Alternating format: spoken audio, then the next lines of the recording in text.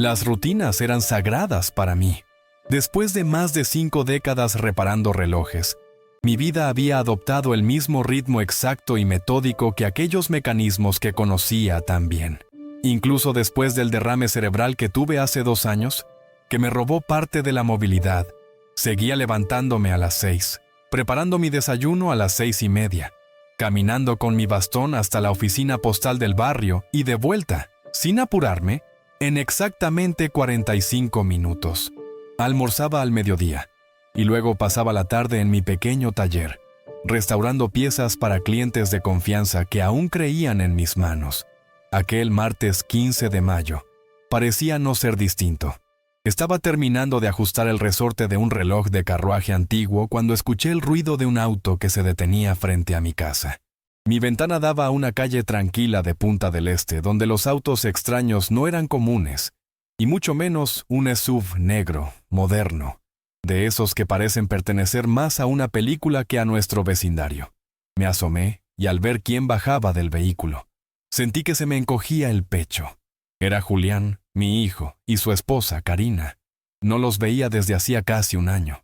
La última vez había sido en mi cumpleaños número 81. Cuando llegaron tarde, se quedaron apenas 40 minutos y se marcharon sin más. Desde entonces, apenas llamadas en Navidad o Año Nuevo. Limpié mis manos manchadas de aceite y, apoyándome en el bastón, caminé lentamente hacia la puerta, tratando de dibujar una sonrisa que no nacía naturalmente. «¡Papá!», dijo Julián con un entusiasmo forzado, dándome una palmada en la espalda que me hizo tambalear. «¡Qué gusto verte!», respondí con la misma falsedad. «¡Qué sorpresa!», murmuré mientras Karina bajaba del auto sin siquiera mirarme, sacando un bolso caro y hablando por teléfono. «¿Qué los trae por aquí tan temprano?». «Pensamos que te haría ilusión una visita», dijo él mientras entraban sin esperar invitación. Yo observaba cómo sus ojos recorrían cada rincón de la casa, cada mueble, cada objeto que había acumulado junto a mi difunta esposa, María Elena. Noté algo incómodo en su mirada, como si evaluaran el valor de las cosas. Cuando entramos en la cocina, Karina torció la nariz y abrió la heladera. «¿Este queso lleva 3 días vencido?», preguntó mostrando el envoltorio como si fuera una bomba tóxica. «¿Y esta salchicha? Con todos esos nitratos, podría matarte».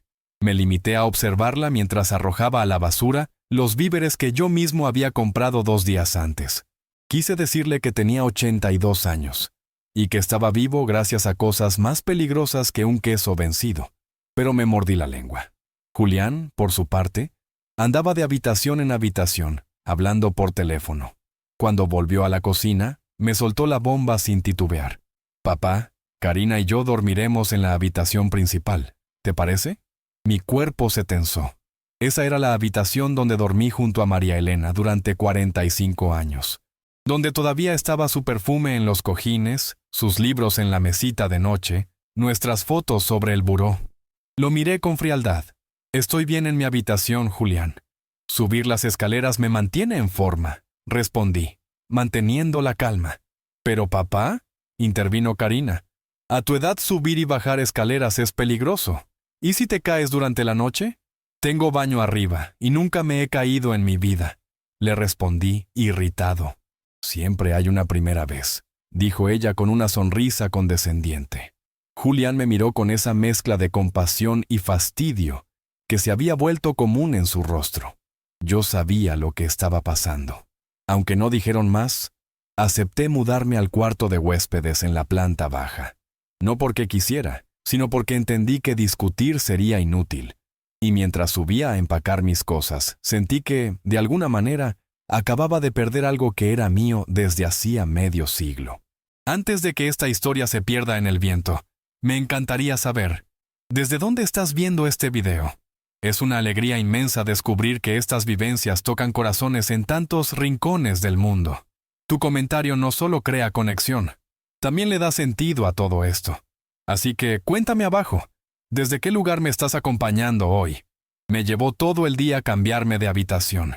No porque tuviera muchas pertenencias, sino porque cada objeto que tocaba tenía una historia, una parte de María Elena, la fotografía de nuestro primer verano en Cabo Polonio, los anillos de boda guardados en una cajita de madera, el jarrón con flores secas que ella se negaba a tirar. Todo estaba impregnado de su presencia. Esa noche, al terminar, la casa ya no parecía la mía. Karina había reemplazado los retratos familiares por cuadros modernos de tonos grises. Había reordenado la sala a su gusto y dejado sus baratijas sobre la repisa de la chimenea. Julián había dejado su maleta abierta en el centro del salón, como si fuera su propia casa. Mis nietos, Camila y Rodrigo, se habían instalado en la habitación que solía ser mi oficina. Desde allí salía el ruido constante de videojuegos, música alta y risas apagadas. En la cena, preparada por Karina con productos orgánicos que trajo consigo, me sentí como un invitado. Nadie me preguntó cómo había estado mi día. Ellos hablaban entre sí de reformas, de colores para las paredes, de muebles que había que cambiar. «Tenemos que pintar la cocina», comentó Karina sin mirarme. «Ese amarillo espantoso es de otra época». María Elena eligió ese color. Era su favorito, repliqué, sintiendo cómo se me helaba la sangre. «Obadío, eso fue hace 30 años. Hoy nadie pinta cocinas de amarillo», dijo ella rodando los ojos. Yo estaba pensando en un gris claro con detalles en menta. «Esta es mi casa», respondí con firmeza, «y no pienso cambiarla». «Papá», intervino Julián, «solo queremos modernizar un poco. También ayuda a aumentar el valor de la propiedad». ¿Valor de la propiedad? Esa frase me dejó helado. No estaban pensando en cuidarla, sino en capitalizarla. Vi cómo se miraron entre ellos, con esa complicidad que uno desarrolla cuando oculta algo. Sentí que algo muy serio estaba ocurriendo, pero aún no podía probarlo. Después de cenar, los chicos se marcharon sin lavar un solo plato. Me levanté para empezar a cargar el lavavajillas, pero Karina me interrumpió. «Estás haciendo mal, Obadío. ¿Hay que enjuagar primero o se va a tapar todo?» «Llevo 15 años usando este lavavajillas. Sé cómo funciona», le respondí. «Julián, dile a tu padre que va a romper la máquina», insistió ella, sin molestarse en disimular su tono. «Papá, por favor, hácele caso a Karina. Ella se maneja mejor con los electrodomésticos», dijo Julián sin apartar la vista del celular. Me fui sin decir palabra. Entré a mi nueva y fría habitación y me senté en la cama angosta. Por primera vez en todo el día, sentí el peso real de la humillación. Saqué del bolsillo la foto de María Elena que siempre llevaba conmigo. «¿Qué harías tú si estuvieras en mi lugar, mi amor?», susurré, contemplando su sonrisa eterna. Los días siguientes fueron una verdadera tortura silenciosa. Karina impuso nuevas rutinas sin consultar a nadie. El desayuno, que siempre tomaba a las 7 con mi café negro de siempre, fue reemplazado por una infusión de hierbas mejor para tu corazón, según ella. Mis programas de televisión matutinos fueron reemplazados por reality shows absurdos que ella veía sin parpadear, o transmisiones deportivas que Julián monopolizaba por las noches. Yo ya no decidía nada dentro de mi propia casa. Una mañana, al volver de mi caminata habitual, descubrí que mi colección de discos había desaparecido del mueble del salón. Sentí un escalofrío. Fui directo a Karina, que decoraba una estantería con velas aromáticas. «¿Dónde están mis discos?» «Esa porquería vieja», respondió sin siquiera girarse. «Los guardé en el garaje, juntaban polvo y Camila es alérgica». «No son porquería. Algunos de esos discos son ediciones raras, valiosas». «Obadío», dijo finalmente, dándome esa sonrisa condescendiente que tanto detestaba. «Nadie escucha vinilos hoy en día. Si querés música, Rodrigo te puede enseñar a usar Spotify». No respondí. Fui al garaje, revolví entre cajas hasta encontrar mis discos apilados de cualquier forma en una caja de cartón rota. Los examiné con cuidado, temblando. Allí estaban los discos de Ella Fitzgerald que María Elena adoraba, y la primera edición de Kind of Blue de Miles Davis, que compré con mi primer sueldo como inspector postal. Me los llevé a mi habitación y los escondí bajo la cama. Al menos ahí, Karina no los tocaría. Mis nietos apenas me hablaban. Rodrigo estaba siempre en la calle o encerrado en su mundo de pantallas. Camila, aunque más amable, se refugiaba en su cuarto. Intenté acercarme. Una tarde, mientras la veía trabajando en un proyecto escolar. Me ofrecía a ayudar. Si querés, puedo ayudarte a organizar el material. Fui inspector durante 40 años. Sé cómo buscar información útil. Gracias, abuelo, dijo sin levantar la vista de la laptop. Pero ya tengo todo en Google. Sentí que el aire se me escapaba por la herida invisible del desdén. Ya no era más el abuelo sabio, ni el padre proveedor. Era solo un estorbo decorativo. Un día descubrí que Karina había tirado mis álbumes de fotos, aquellos que guardaba en el armario del pasillo con imágenes de mi infancia, de mis padres, de Julián de pequeño. Estaban en el basurero del patio trasero, al lado de una bolsa con restos de verduras. ¿Cómo pudiste hacer esto?, pregunté, sacando los álbumes de la basura con manos temblorosas. Necesitábamos espacio. Esos álbumes ocupaban mucho lugar, respondió, como si hablara de revistas viejas. Hoy todo se guarda digitalmente. Es más práctico. ¡Son mi vida!, dije, abrazando los álbumes contra el pecho. ¿Papá?, intervino Julián, que apareció como siempre cuando el conflicto ya había estallado. Solo estamos tratando de ordenar un poco. Hay demasiadas cosas. Son mis cosas, le dije. Y esta es mi casa. Pero viví solo, papá. Es difícil mantener un lugar así a tu edad. Solo intentamos ayudarte. No dije nada más. Me encerré en mi habitación y puse los álbumes junto a los discos, debajo de la cama. Mi cuarto se estaba convirtiendo en un pequeño museo de lo que alguna vez fue mi vida. Y esa noche, por primera vez en mucho tiempo, comencé a preguntarme seriamente qué iba a hacer con mi futuro. Todo cambió un domingo lluvioso, 2 semanas después de que mi casa dejara de parecer mía. Estaba sentado en mi habitación, como solía estar últimamente, releyendo cartas viejas que le había escrito a María Elena y escuchando jazz desde el celular. Al menos Rodrigo me había enseñado cómo usar Spotify. Afuera, la lluvia golpeaba el vidrio con una cadencia melancólica, y recordé los días de tormenta junto a mi esposa, cuando nos sentábamos frente a la chimenea a hablar de libros y planes imposibles. De pronto, un golpecito suave en la puerta me sacó del recuerdo. Me quité los auriculares. ¿Abuelo? Era la voz de Camila, tímida. Claro, mi niña. Adelante. Entró con pasos dudosos y se detuvo en medio del cuarto. Sus ojos recorrieron el lugar, deteniéndose en las pilas de libros, los discos escondidos, los álbumes. Era la primera vez que veía lo que su madre había declarado: basura. ¡Wow!, murmuró. Así que aquí terminó todo lo que desapareció del living. No todo, respondí. Lo demás tu madre lo tiró directamente a la basura. Camila frunció el ceño y se sentó en el borde de la cama. Bajó la voz. Vine a advertirte. Escuché a mis padres hablando. Algo en su tono me puso alerta. Me incliné hacia ella. ¿Sobre qué? Sobre vos. Jugaba nerviosamente con el borde de su remera. Mamá decidió que sus padres se mudarán acá. Están vendiendo su casa en Rehoboth Beach. Dicen que ya no hay vuelta atrás. Un frío me recorrió la espalda. Esa casa ni siquiera era tan grande como para todos nosotros. Y ahora ellos querían agregar 2 adultos más. Pero no era solo por el espacio. Era lo que significaba. ¿Y dónde piensan ponerlos?, pregunté, aunque ya conocía la respuesta. Camila bajó la mirada. Por eso vine. Piensan mandarte a un hogar de ancianos. ¿Un hogar?, repetí, tragando con dificultad. Sí, ya encontraron uno en Luis y dejaron una seña. Dicen que vas a estar bien cuidado, que no tendrás que cocinar ni limpiar.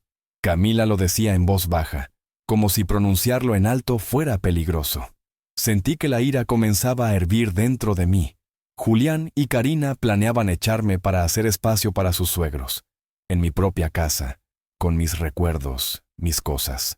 Apoyé ambas manos sobre los apoyabrazos del sillón y me levanté con una energía que no sentía hace tiempo. ¿Y cuándo pensaban decírmelo? Esta noche. Están esperando que Rodrigo vuelva de una entrevista. Quieren hablarlo en familia. ¿En familia?, bufé con amargura. ¿Y yo? ¿Acaso no soy parte de esta familia? Abuelo, no digas eso, se apresuró a responder Camila. Ellos creen que es lo mejor para todos. Dicen que no podés vivir solo, que están ocupados, que no pueden cuidarte. ¿Cuidarme? Reí, incrédulo. He vivido 82 años cuidándome solo. Fui inspector postal por 40 años. Construí esta casa con mis propias manos junto a tu abuela. Crié a tu padre. ¿Y ahora me van a encerrar en un depósito de viejos porque les incomodo? Camila pareció encogerse. Nunca me había visto alzar la voz. Perdóname, dije bajando el tono. Te agradezco que hayas venido a decírmelo. Al menos tengo tiempo para prepararme. ¿Y qué vas a hacer? La miré con una mezcla de ternura y dolor. No lo sé todavía, pero te aseguro algo, Camila. No voy a rendirme sin luchar. Esa misma noche, tal como Camila había anticipado, Julián convocó a una reunión familiar en el living. Yo me senté en mi viejo sillón, el único que no habían logrado reemplazar, como si fuera un trono al que me aferraba con uñas y dientes. Rodrigo no levantaba la vista de su celular. Camila, en silencio, evitaba mi mirada. Karina se sentó con la espalda recta, apretando los labios como quien ya decidió todo de antemano. Papá, comenzó Julián, incómodo.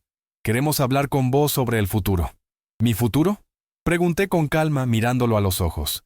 ¿O el futuro de esta casa? Julián vaciló, pero Karina se adelantó, con esa voz dulzona que siempre usaba para disfrazar sus órdenes. Benigno. Todos podemos ver que se te hace difícil vivir solo.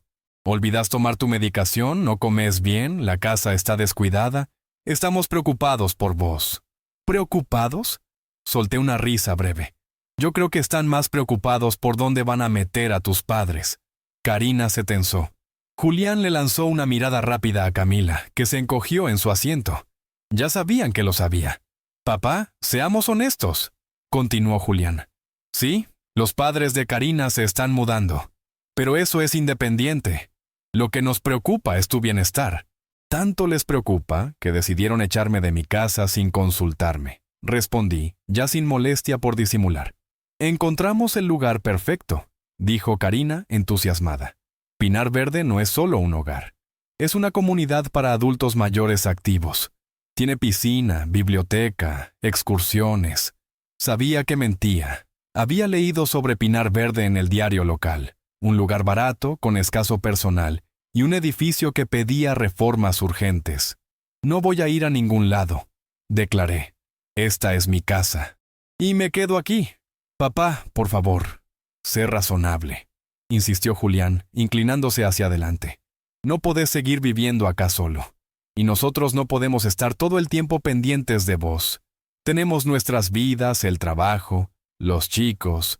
Yo nunca les pedí que se hicieran cargo de mí, le recordé. Ustedes vinieron, invadieron mi casa y decidieron que podían manejar mi vida. Y ahora quieren deshacerse de mí para hacer espacio para los padres de Karina. Eso no es cierto, exclamó Karina indignada. Solo pensamos en lo mejor para vos. Entonces déjenme en paz, respondí con frialdad. Márchense y déjenme vivir como antes de que llegaran. Eso no es posible, dijo Julián, endureciendo el tono. Ya está todo decidido. Te mudás a Pinar Verde en 3 días. ¿Y si me niego?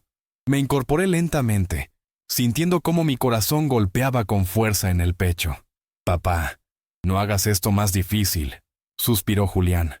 Es inevitable.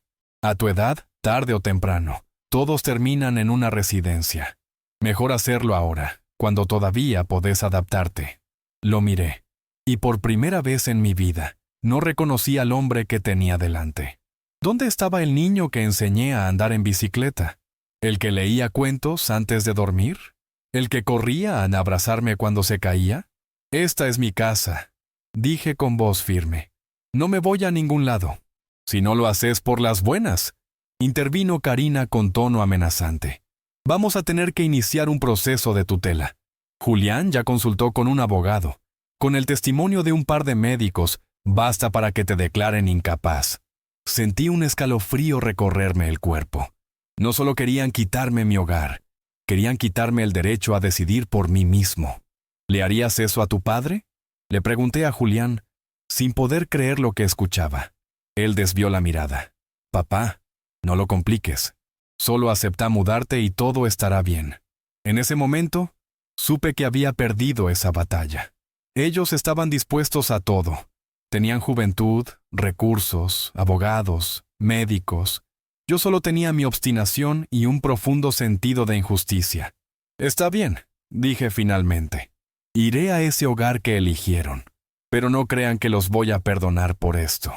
Los 3 días siguientes pasaron en una nube densa.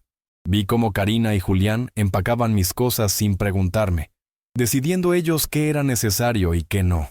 Mis libros, mi colección de estampillas, muchas de mis fotografías, todo considerado prescindible y enviado al garaje. Solo me dejaron llevar algo de ropa, un par de objetos personales y un puñado de fotos. Camila, conmovida, intentó ayudarme. Me escondía pequeños objetos que Karina había descartado, deslizándolos dentro de mi maleta cuando nadie miraba. Lo siento, abuelo, me dijo en voz baja mientras guardaba un álbum familiar. Intenté hablar con ellos, pero no escuchan. No te culpes, mi niña, le respondí acariciándole el cabello. Vos no podías cambiar esto. La mañana del traslado me levanté temprano. Caminé hasta el patio trasero, donde la bruma aún cubría la bahía. El agua se veía plateada bajo la luz tenue. Me quedé allí por largo rato, contemplando esa vista que había sido parte de mi vida durante más de 4 décadas. María Elena y yo solíamos sentarnos en el porche durante los atardeceres, viendo el sol caer sobre el agua. Ahora, no sabía si volvería a ver ese paisaje. «Papá, es hora de irnos», dijo Julián con voz forzada, 1 hora más tarde. Asentí, di una última mirada al horizonte y caminé hacia el auto. El SUV de Julián estaba estacionado frente a la casa. En el maletero, 2 maletas y una caja. Eso era todo lo que quedaba de mi vida. Karina iba y venía revisando que todo estuviera cerrado, que no hubiéramos olvidado nada. Parecía casi contenta, como si librarse de mí fuera un alivio. «Benigno», me dijo con esa voz fingidamente amable. «No olvides tus pastillas». Las puse en el bolsillo lateral de la maleta, junto con el cronograma de tomas. «¿Se lo das a la enfermera cuando lleguemos?». No respondí. Me senté en el asiento trasero junto a Camila. Rodrigo no había venido. Tenía algo importante, según explicó. Me alegraba, en el fondo, no tener otro testigo de mi humillación. El viaje a Pinar Verde duró unos 30 minutos. Miré por la ventana mientras pasaban lugares que marcaron mi historia. La oficina postal donde trabajé toda mi vida. La plaza donde paseaba con María Elena. La florería donde le compraba lirios todos los viernes. Sentía que algo dentro de mí se apagaba. Pinar Verde era justo lo que esperaba. Un edificio de ladrillo gris, 3 pisos, árboles raquíticos y un césped prolijo pero sin vida.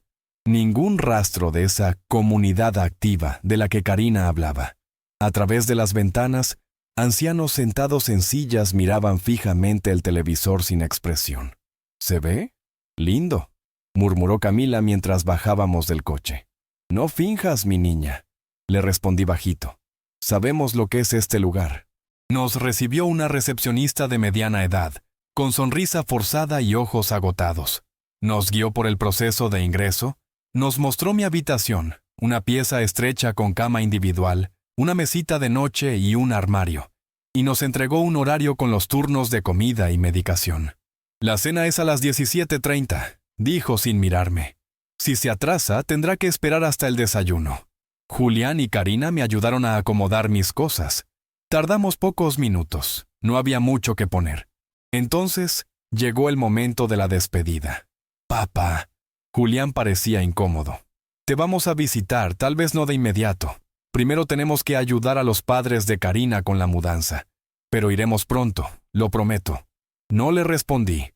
¿Qué podía decir? ¿Que no quería volver a verlos? ¿Que su traición era imperdonable? ¿Que habían destruido mi vida por pura conveniencia? Camila me abrazó fuerte, con los ojos humedecidos. «Voy a venir a visitarte, abuelo», me susurró al oído. «Te lo prometo». «Lo sé, mi niña», le respondí acariciándole la espalda. «Cuídate mucho». Cuando se fueron, me senté en el borde de la cama. Por primera vez en mucho tiempo, me permití llorar. Las lágrimas me corrían por las mejillas, mientras miraba las paredes desnudas de ese cuarto extraño que, desde ahora, debía llamar hogar. La primera semana en Pinar Verde fue la peor de mi vida. La comida era insípida, la rutina aplastante y el ambiente deprimente. La mayoría de los residentes eran mayores que yo. o sufrían algún grado de demencia. Algunos ni siquiera reconocían a sus hijos cuando venían de visita. Yo pasaba la mayor parte del tiempo encerrado en mi cuarto, leyendo los pocos libros que me habían dejado llevar o mirando fotos gastadas de otros tiempos. A veces salía al salón común, solo para mirar por la ventana del pasillo al estacionamiento. Esperaba, sin éxito, ver el auto de Camila. El 10º día, ocurrió algo que lo cambiaría todo. Estaba intentando tragar una especie de estofado de pollo, más parecido a engrudo que a comida, cuando escuché una voz que me resultó familiar. ¿Benigno? ¿Benigno Herrera? Levanté la vista. Frente a mí, un hombre alto y delgado, con barba gris, me miraba con sorpresa genuina. ¿Ferran?, dije, entre atónito y emocionado. ¿Ferran Montero? Había sido compañero mío en el correo. Luego se pasó al banco y perdimos contacto cuando su esposa murió y se mudó con su hija a Montevideo. Habíamos sido buenos amigos durante años. ¿Qué haces vos en este hospicio?, preguntó, tomando asiento frente a mí. Mi querido hijo decidió que yo encajaba mejor acá, dije con una mueca amarga. ¿Y vos? Estoy acá hace 8 meses. Después del segundo ACV, mi hija dijo que ya no podía cuidarme. Y no tuve fuerzas para discutir. Charlamos durante todo el almuerzo y luego nos sentamos en la sala común por un largo rato.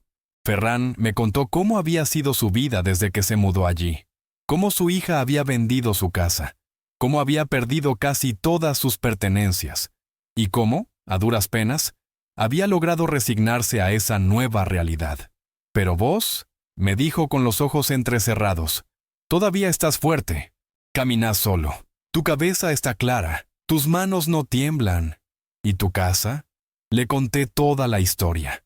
Cómo Julián y Karina se habían metido en mi vida. Cómo poco a poco me habían despojado de mis cosas. Cómo habían planeado internarme para quedarse con todo. ¿Y la casa está a nombre de quién?, preguntó cuando terminé. Mío. Irónicamente, nunca se la traspasé a Julián. Siempre posponía el trámite para no pagar el impuesto de donación. Decía que era mejor esperar, ya sabes, hasta que yo me fuera. Entonces todavía podés hacer algo, dijo Ferran, con una chispa encendida en los ojos. ¿Algo como qué? Venderla. Enseñarles una lección. Vos tenés derecho legal. Si la casa está a tu nombre, podés disponer de ella como se te dé la gana. Me quedé mirándolo, procesando esa idea. No lo había considerado. Esa casa era una parte de mí, pero también era el lugar donde me habían humillado, despojado, desplazado. Imaginé la cara de Julián cuando supiera que la casa ya no era suya. ¿Y a dónde iría yo si la vendo?, pregunté con sinceridad. No sé si me alcanzaría para otra casa con los precios de hoy. Ferran sonrió. Mi sobrino tiene una inmobiliaria en Maldonado. Puede ayudarte a encontrar un comprador dispuesto a construirte una casita o dejarte vivir en un anexo. Gente con plata busca terrenos en Punta del Este todo el tiempo, y muchos están dispuestos a negociar. Sentí que una posibilidad se abría ante mí. Por primera vez desde que me trajeron a ese lugar, sentí algo parecido a esperanza. Contame más de ese sobrino, Ferran. Tal como prometió, Ferran me presentó a su sobrino Horacio Montero al día siguiente. Un hombre de unos 45 años, trajeado pero con actitud relajada, mirada aguda y voz pausada. Nos encontramos en el pequeño jardín trasero del asilo, un rincón que casi nadie usaba por falta de sombra y bancos, lo cual lo convertía en el sitio ideal para hablar sin ser interrumpidos. Mi tío me contó su situación, señor Herrera, dijo Horacio mientras estrechábamos manos, y creo que puedo ayudarle. ¿De verdad cree que alguien querría comprar una casa con una carga como yo?, pregunté sin rodeos. Había pasado la noche dándole vueltas al plan, dudando de su viabilidad. Horacio sonrió con confianza. Se subestima, señor Herrera. Las propiedades en Punta del Este están muy codiciadas. Un terreno con vista a la bahía como el suyo es un diamante. Hay compradores dispuestos a aceptar condiciones especiales. ¿Y mi hijo? ¿No podría impedir la venta? Él vive allí. Mientras la propiedad esté registrada a su nombre y no haya cláusulas de usufructo o donación con reserva de habitación, usted tiene pleno derecho a venderla. Su hijo solo podría impugnar la operación si logra probar que usted está incapacitado mentalmente ¿O que actuó bajo presión? Claro, por eso me trajeron acá, para hacer más fácil declarar mi incapacidad después, dije con una mueca amarga. Exactamente por eso debemos actuar rápido y con cuidado, respondió Horacio con seriedad. Yo me encargo del papeleo y de los compradores. Haré las visitas cuando su hijo esté trabajando. Nadie sabrá nada hasta que todo esté firmado. ¿Y cómo haré para estar en las visitas? ¿Tiene llaves de la casa? Sí, respondí, recordando el llavero que había guardado en el bolsillo interno del saco antes de que me internaran. Nadie había pensado en quitármelas. Perfecto, dijo Horacio. Haremos que usted figure como parte de un programa de salidas para la integración social. Saldrá del hogar con ese pretexto, y yo lo espero en la puerta. Lo recogeré, haremos la visita, y nadie notará nada. Parecía un operativo de espionaje. Parte de mí no podía creer que, a los 82 años, estuviera tramando algo así. Pero la otra parte, la que recordaba el desprecio, la traición, la exclusión, anhelaba justicia. ¿Y si Julián o Karina están en casa durante una de las visitas? Pregunté con cautela. Siempre confirmo antes, aseguró Horacio. Es práctica habitual. A veces trabajo con divorcios donde una de las partes no quiere vender. Sé cómo moverme sin hacer ruido. Acordamos que Horacio empezaría de inmediato. Yo le proporcioné una copia del título de propiedad, que había guardado en mi billetera junto con otros documentos importantes. Un hábito que me quedó de los años como inspector postal, y que ahora me salvaba. 3 días después, Horacio me llamó al teléfono de Pinar Verde. Había redactado el anuncio de venta sin dirección, solo con las características del terreno y ubicación aproximada. Ya tenía interesados. Mañana es su primer recorrido, señor Herrera, me dijo. Ya coordiné con la administración. Figura que va de paseo al jardín botánico. ¿No temes que esto sea, digamos, no del todo legal? Usted sigue siendo un ciudadano capaz, alojado temporalmente en una residencia, respondió con seguridad. Tiene derecho a la privacidad y a disponer de su propiedad. Si la administración cree que está viendo cactus y en realidad está mostrando su casa, eso es decisión suya. No es arresto domiciliario. Sus palabras me tranquilizaron. No estaba haciendo nada ilegal. Solo estaba defendiendo lo que era mío. Al día siguiente, me puse mi único traje, el mismo que Karina me había dejado llevar por lástima, y me uní al grupo que esperaba el ómnibus para la excursión. En cuanto el micro se detuvo frente al hogar, me escabullí con discreción por la esquina. Allí estaba Horacio, en un sedán negro. «Lindo día para mostrar una propiedad, ¿eh?», dijo abriéndome la puerta con una sonrisa cómplice. Camino a la casa, Horacio me informó sobre la primera pareja interesada. Un matrimonio de Nueva York que buscaba una casa de vacaciones, dispuestos a pagar bien, pero querían remodelar completamente el interior. Eso significa que tus cosas van a tener que salir de allí. Ya las sacaron, repliqué con amargura. Gracias a Karina, casi todo está amontonado en el garaje. Julián prometió guardarlas para mí, pero no les creo. Podemos incluir una cláusula en el contrato para proteger tus pertenencias, si querés, ofreció Horacio.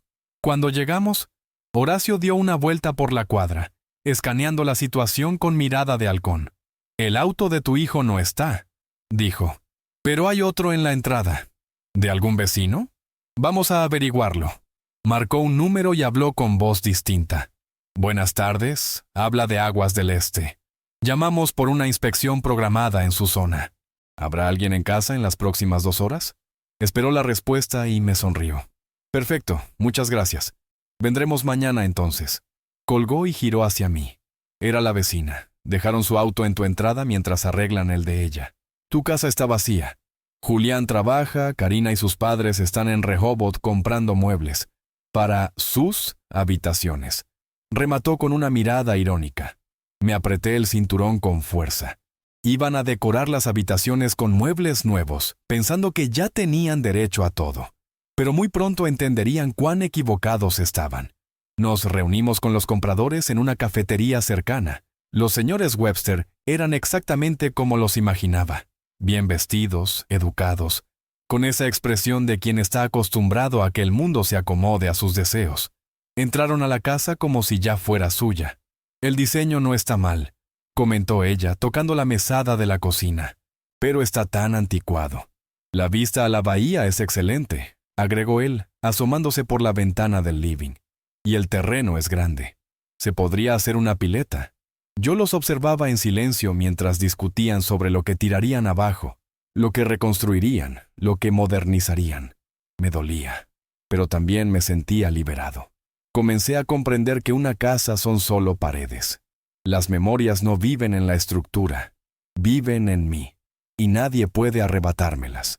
Los Webster se quedaron casi una hora, haciendo preguntas sobre el estado del techo, los servicios, el año de la última reforma. Horacio respondió con profesionalismo, mirando ocasionalmente hacia mí para confirmar algún detalle. Al finalizar la visita, la señora Webster se giró hacia mí con una leve sonrisa. El agente nos dijo que usted quería quedarse en una casa de huéspedes, pero no la veo por ningún lado. Aún no existe, admití con franqueza. Pero el terreno es amplio. Hay lugar para construir una. Ella frunció el ceño. Eso complica las cosas. Queríamos usar la casa para vacaciones. No nos interesa compartir el lote con... Bueno, no terminó la frase, pero no hacía falta. Con un anciano. Lo entendí. Asentí con calma. Quizás no somos el tipo de comprador adecuado el uno para el otro. Camino de regreso a Pinar Verde. Compartí mis dudas con Horacio. Quizás nadie quiera aceptar esa condición. ¿Quién querría una propiedad con ese compromiso? Los Webster no son los únicos, respondió él con convicción. Mañana tenemos otra visita. Este cliente no busca casa de vacaciones. Quiere mudarse a Punta del Este de forma permanente. Es otro perfil. Al día siguiente, figuraba en el programa oficial como una salida al museo histórico local. Horacio me esperaba en el mismo lugar de siempre, y antes de movernos, revisó que la casa estuviera vacía. El comprador era totalmente distinto. Thornton Aguirre era un hombre de unos 55 años, sencillo pero elegante, con ojos vivaces y sonrisa franca. Estaba vestido con ropa cómoda, con las mangas arremangadas, y tenía el tono de alguien que ha vivido mucho, pero sin perder entusiasmo. «Señor Herrera», me dijo al estrecharme la mano. «Es un gusto conocerlo». Horacio me contó su historia y sinceramente la admiro. A diferencia de los Webster, Thornton no miraba la casa como una estructura a reformar, sino como un lugar con alma. Me preguntó por los vecinos, por los años que vivía allí, por cómo había cambiado el barrio. Quería conocer la historia, no solo las medidas del terreno. «He soñado toda mi vida con una casa junto al agua», me dijo mientras salíamos al jardín trasero.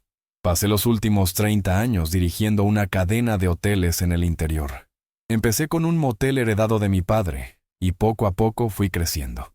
Hasta que el año pasado vendí la empresa. Ahora quiero vivir donde siempre quise. Lo observé en silencio. Sus palabras no eran promesas vacías. Thornton hablaba con verdad. ¿Y no le incomoda lo de la casa de huéspedes? En absoluto, respondió con una sonrisa. De hecho, me gusta la idea. Cuando era niño, mi abuelo vivía con nosotros en un anexo. Solo tenía una habitación, un baño y una cocinita. Pero ese lugar era mágico. Me contaba historias de la guerra, me enseñó a pescar y a arreglar cosas. Cuando se fue, sentí un vacío enorme. Se detuvo en la esquina del terreno, visualizando. Aquí, en este rincón, podríamos construir una casita.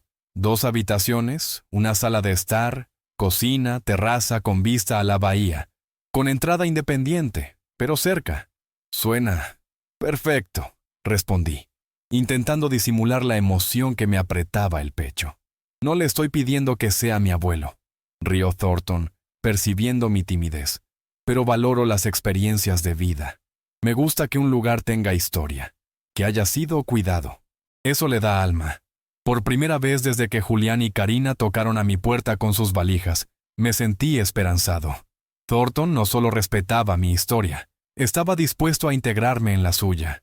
Al finalizar la visita, Thornton hizo una oferta por la casa que superaba en un 15% su valor de mercado. La única condición, que pudiera construir la casa de huéspedes y garantizarme el derecho de vivir allí de por vida. Además, insistió en que se incluyera una cláusula que asegurara el acceso a todas mis pertenencias hasta que se finalizara la transacción. Quiero que todo sea justo, me dijo con sinceridad. Sus hijos le han hecho una gran injusticia, pero no quiero que nuestro trato se manche con disputas legales. Lo correcto es lo correcto.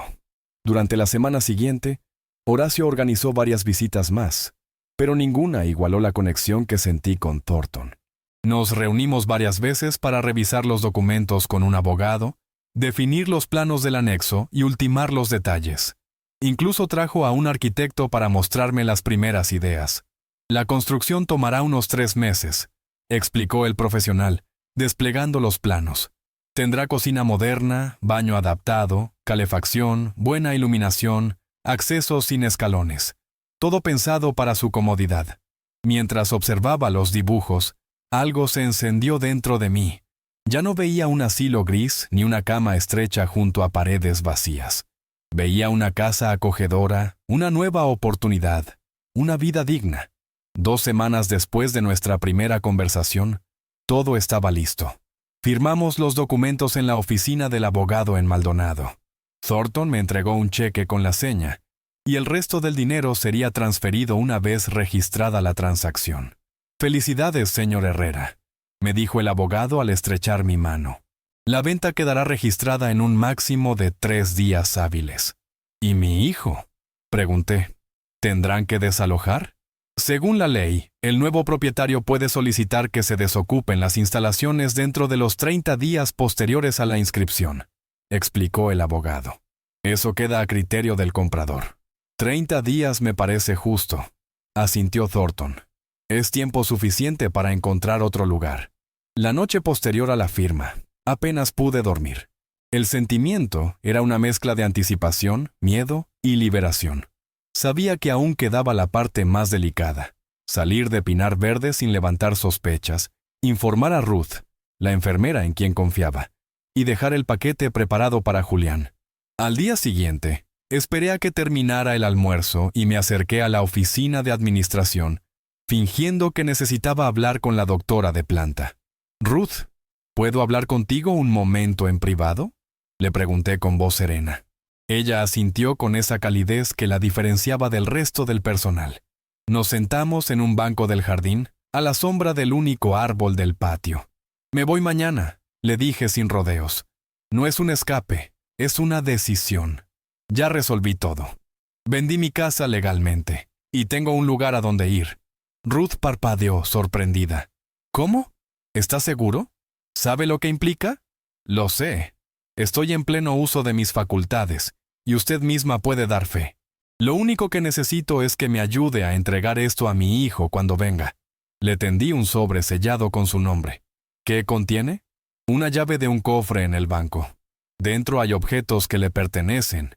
Y una carta. Es todo lo que quiero dejarle». Ruth sostuvo el sobre con ambas manos y asintió lentamente. «Entiendo. Y lo respeto. Aunque no sea común, sé que no todos llegan aquí por su propia voluntad. Si necesita una firma o una constancia de su salida, puedo prepararla. Le agradecería mucho. Solo necesito unas horas de ventaja antes de que empiecen a hacer llamadas». Nos dimos la mano con firmeza. Por primera vez desde que llegué a ese lugar, me sentí visto como una persona, no como un número de cama. A la mañana siguiente, antes de que el sol despuntara del todo, ya estaba vestido con mi traje gris, el mismo que usé cuando me casé con María Elena y cuando la enterré. Me miré en el pequeño espejo del baño, alicé mi cabello y guardé en el bolsillo interno las fotos que más atesoraba. Una de mi boda, otra con Julián de niño y una última junto a mi padre, con el viejo reloj de cadena colgando de su chaleco. A las 7:15, Ruth me entregó la constancia firmada de salida voluntaria y el documento sellado para el registro. Nadie más en el hogar sabía lo que ocurría. Me despedí de ella con un apretón de manos y una mirada agradecida. «No se preocupe, señor Herrera», me dijo con una sonrisa triste. «Cuando vengan a buscarlo y no lo encuentren, diré exactamente lo que usted me pidió». «Gracias, Ruth. Ojalá más personas aquí tuvieran su integridad». Salí por la puerta lateral, la que usaban los proveedores. Allí me esperaba Horacio con el auto en marcha. «¿Todo en orden?», preguntó mientras abría la puerta del pasajero. «Todo», respondí con firmeza. El trayecto hasta la notaría fue silencioso. Thornton ya nos esperaba allí con el abogado. Procedimos con la transferencia final y él me entregó el cheque restante, el cual deposité inmediatamente en una cuenta nueva, abierta el día anterior con la ayuda de Horacio en un banco de Maldonado. Después pasamos por la casa por última vez. Thornton ya había coordinado con una empresa de mudanzas para que recogiera mis cosas del garaje. Los objetos personales que rescaté fueron colocados en un baúl de madera. Fotos, algunos libros, un reloj antiguo y mi caja de herramientas. ¿Listo para el viaje?, preguntó Horacio mientras cerraba el baúl. Listo desde hace años, respondí, sintiendo por fin que algo en mi interior se aflojaba. Salimos rumbo a la costa. Thornton había preparado todo en un pequeño pueblo junto al mar llamado Cala del Faro, al oeste de Punta del Este. Allí, un amigo suyo alquilaba cabañas de madera a pocos metros del agua. Me ofreció quedarme el tiempo que necesitara, hasta que el anexo estuviera listo. Durante el camino, me senté en silencio, observando los árboles deslizarse por la ventanilla. Era como ir dejando atrás el peso del pasado kilómetro a kilómetro. Thornton hablaba con calma, contándome anécdotas de su infancia, de sus primeros trabajos, de su pasión por el mar. Su voz tenía algo reparador. Y yo, que llevaba años sintiéndome solo, incluso rodeado de gente, comencé a sentirme acompañado. Cuando llegamos, la vista me quitó el aliento. Las cabañas estaban rodeadas de dunas suaves y pasto salino. El mar, inmenso y azul, se extendía hasta donde los ojos ya no alcanzaban. Por primera vez en mucho tiempo, respiré hondo y sentí que el aire no dolía. Aquí viví algunos de los veranos más felices de mi vida, dijo Thornton mientras abría la puerta de una cabaña de madera clara. Ahora quiero que sea el lugar donde usted pueda empezar de nuevo. Entramos. Era modesta, pero luminosa. Tenía una pequeña cocina, una cama de madera firme, un sillón frente a una ventana enorme, y una biblioteca vacía esperándome. Sobre la mesa, una canasta con frutas y una nota escrita a mano. Bienvenido a casa, Benigno. Me senté en el sillón, frente al ventanal. Desde allí, podía ver las olas rompiendo suavemente y las gaviotas planear en lo alto.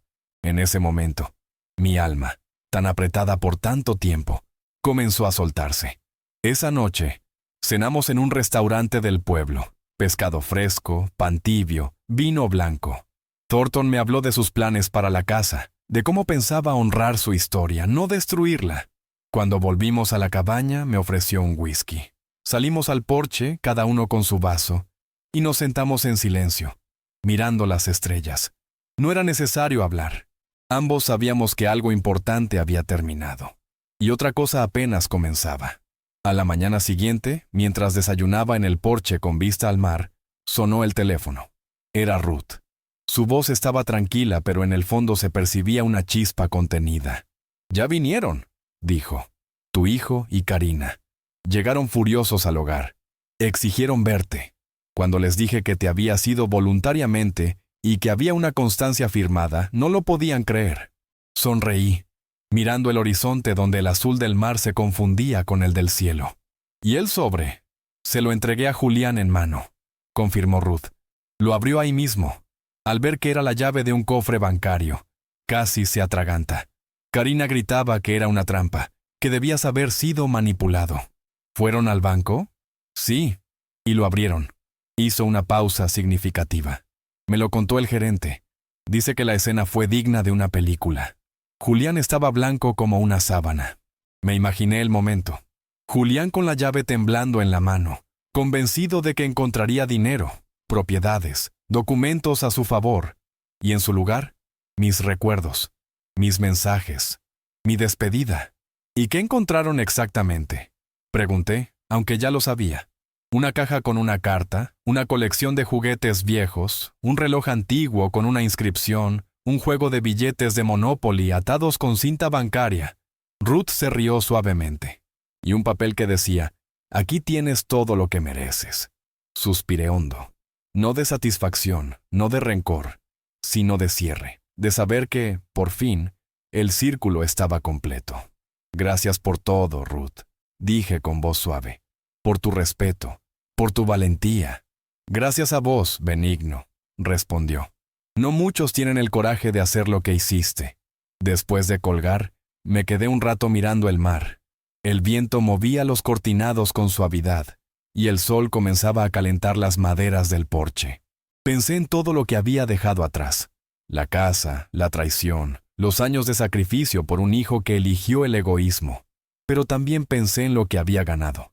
Libertad, dignidad y un nuevo comienzo. Esa tarde, Thornton pasó por la cabaña con una caja bajo el brazo. «Esto es para vos», dijo, dejándola sobre la mesa. «Son herramientas nuevas. Vi tu viejo taller y pensé que tal vez te gustaría seguir reparando relojes». Abrí la caja. Destornilladores finos, pinzas, lupas, piezas de repuesto, aceites. Todo nuevo, todo elegido con cuidado. «No sé qué decir», murmuré con la garganta apretada. «No digas nada», respondió. «Solo quiero que sepas que admiro tu historia, y que este lugar es tanto tuyo como mío». Pasamos la tarde organizando un rincón de la cabaña para convertirlo en mini taller. Colgamos una estantería, instalamos una lámpara flexible, y coloqué sobre la mesa el viejo reloj de cadena que había traído conmigo. Era el mismo que había reparado por última vez en mi casa, justo antes de que Julián y Karina aparecieran con su maleta y su sonrisa falsa. Cuando terminé de ajustar el mecanismo y lo vi latir con precisión, sentí que algo en mí también volvía a moverse. No todo estaba perdido. Todavía podía crear, arreglar, vivir. Al anochecer, Thornton y yo salimos a caminar por la playa. El cielo se teñía de naranja y violeta. Las gaviotas sobrevolaban la costa, y las olas rompían con una cadencia que me recordaba al tic-tac de un reloj bien afinado. «¿Te arrepentís de algo?», preguntó Thornton de pronto. Lo pensé un instante. No, me duele, pero no me arrepiento. Hay cosas que uno no puede cambiar, pero sí puede decidir cómo termina su propia historia. A la mañana siguiente, recibí un mensaje inesperado. Era de un número desconocido, pero reconocí el tono de inmediato. «Papá, fui a la casa, está vacía». El nuevo dueño me explicó todo. «No puedo creer lo que hiciste. No entiendo cómo pudiste dejarme así. Julián». Lo leí 3 veces. No por sorpresa, sino porque quería asegurarme de que lo que no decía fuera tan claro como lo que decía. No había disculpas, no había remordimiento, solo incredulidad y reproche. Aún no comprendía que lo que había hecho fue apenas protegerme de su codicia. No respondí, pero sí escribí una carta. No la envié. La guardé junto a mis herramientas, quizás para otro día. «Julián, no te dejé sin nada. Te dejaste solo. Yo te di mi vida, mis esfuerzos, mi amor. Pero nunca fue suficiente para tu ambición. Lo que hice no fue venganza, fue defensa. Si algún día realmente quieres saber por qué, te espero. Pero no vengas por lo que crees merecer. Vení si querés entender». «Papá». Guardé el papel y salí a caminar. El mar estaba calmo, como si supiera que yo también lo estaba. Caminé descalzo por la orilla, dejando que el agua fría me abrazara los tobillos. No pensaba en Julián, ni en Karina, ni en los papeles firmados. Pensaba en María Elena. Saqué del bolsillo la foto que siempre llevaba. Ella de pie frente a la casa que habíamos construido, con su vestido claro y esa sonrisa que aún iluminaba mi memoria. Me senté en una roca y la observé largo rato. «Lo hice, mi amor», susurré. Me defendí. Me solté. Y empecé otra vez. Sentí que, en algún lugar del viento, su voz me respondía con ternura. No decía palabras, solo paz. Aquella noche, Thornton y yo preparamos una cena sencilla.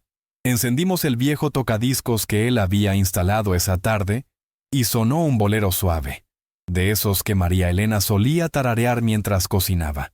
Comimos frente al ventanal, mirando las luces lejanas de los barcos pesqueros danzando en el horizonte. Después, salimos al porche. El cielo estaba despejado, tachonado de estrellas. El sonido del mar era constante, como una respiración profunda. Thornton me sirvió un vaso de whisky, el bueno, y se sentó a mi lado. «¿Te vas a quedar aquí por mucho tiempo, Benigno?», preguntó con una sonrisa. «Hasta que el tiempo me lo permita», respondí. «Ya corrí demasiado en esta vida. Ahora quiero caminar despacio, reparar relojes, mirar el mar, y, si el destino me lo concede, quizás reencontrar a mi hijo algún día, no por lo que me hizo, sino por lo que pudo haber sido. Thornton asintió en silencio. Ambos sabíamos que la vida rara vez cierra los círculos con perfección, pero a veces ofrece la posibilidad de volver a empezar con dignidad. A lo lejos, una estrella fugaz cruzó el cielo. Pedí un deseo, no por mí, sino por Julián, que un día entendiera lo que realmente vale en la vida, que descubriera que el verdadero legado de un padre no es la casa que deja, sino la dignidad con la que vivió. Volví a entrar. Tomé mi cuaderno de cuero gastado y escribí una última línea.